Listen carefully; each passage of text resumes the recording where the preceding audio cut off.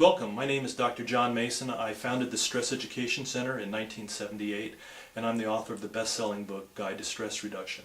Today what we want to talk about is why we're more stressed now than ever before in human history. Now many people think, well, stress is something that we've been dealing with for years and years. My parents had stress back in the 50s, and indeed they did, but the world has changed. But let's just start with the 1950s. I don't know about you, I grew up in the 1950s, and I remember that my parents used to get home from work at 5:30. They used to be home from work and in the house by 5:30. That doesn't happen anymore.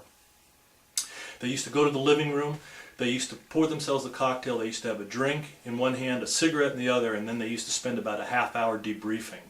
That's how they did stress management in the 1950s. Now, since the 1950s, what we've learned is that smoking isn't good for us, drinking isn't really acceptable, and none of us have the time to even sit and do that and debrief on a regular basis after work. So the world has changed.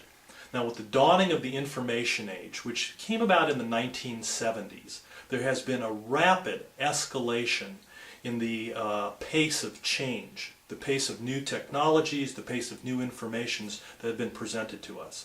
So in the 1970s there began a dramatic increase in the stress that we all adjusted to, not just in the United States, but throughout the world. So let me ask you to think about this. Just thinking back to 1985, which is, a little bit more than 20 years ago.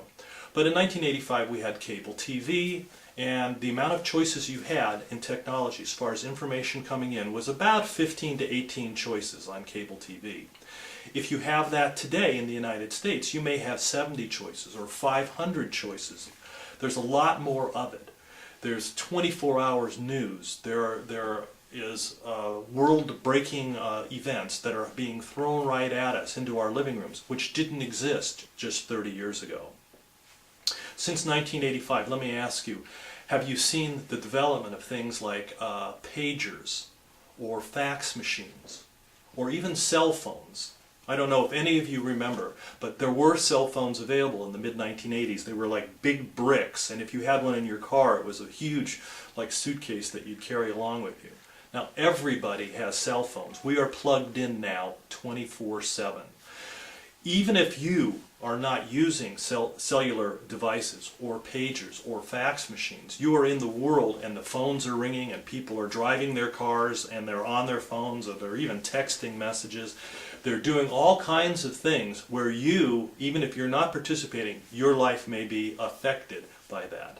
Have you ever sat in a movie theater, a restaurant, or even in church and had people's cell phones going off and conversations that you didn't really want to participate in, but you were a part of it because there was somebody speaking into their phone? Okay, let me also remind you, in September, I'm thinking September 11th of 2001, our world changed.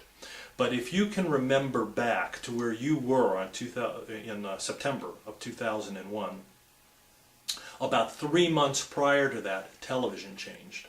The news programs offered not only the talking head speaking, but text messaging going along on the bottom and a bunch of graphics to the side of the talking head.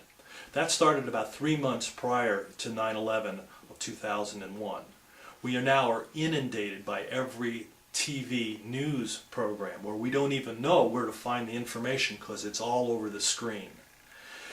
What I found out in a seminar that I was attending in January of 1998 was the amount of new information, I didn't say knowledge or wisdom, but new information that had been generated from 1900 to the end of 1997.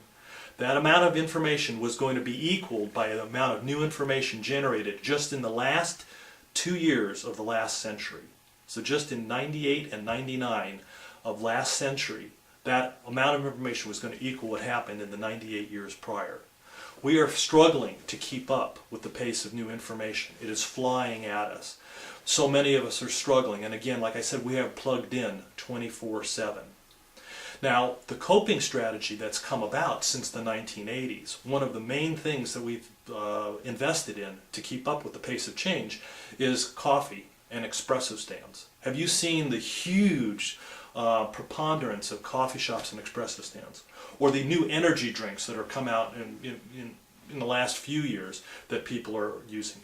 This is not a good way of taking care of ourselves, but it has been an attempt for us to keep up with the pace of technology and change. Let me also suggest to you that physiologically we have not evolved. Our flight-fight systems, the survival mechanisms that were built into us, have not had a chance to adapt. We have not had the generations of adaptations that are necessary to keep pace with the accelerated pace of change that's happened with the information age. That takes hundreds, if not thousands of years.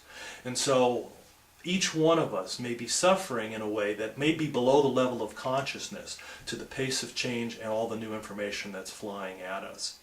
We may have symptoms of panic or anxiety, headaches, back pain. Sleeping has become a huge issue. We're not getting enough sleep, or the sleep that we get isn't necessarily restful. People's blood pressures are going up. We're having GI complaints, stomach problems, rapid heartbeats. Both for men and women, sexual dysfunction has become an issue. These are the symptoms of stress. This is how our body has been coping in a negative way to this rapid increase of change and the pace of technology and information. My challenge for you is don't be in denial. Don't stick your head in the sand.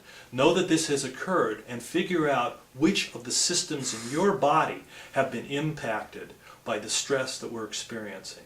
If you have that piece of awareness and you know what is happening and why, that's half the battle. The other half the battle is to invest some time and energy into learning how to control that stress. In other words, how to let go, how to relax appropriately. Easier said than done, but once you learn how to do that, it will be a skill that you'll have for the rest of your life. I also want to tell you that it's going to save you time and energy in the long run. You'll be able to be more productive, you'll make fewer mistakes, you'll have more energy, you'll communicate more effectively, your customer service will go up, your communication patterns and your relationships will improve.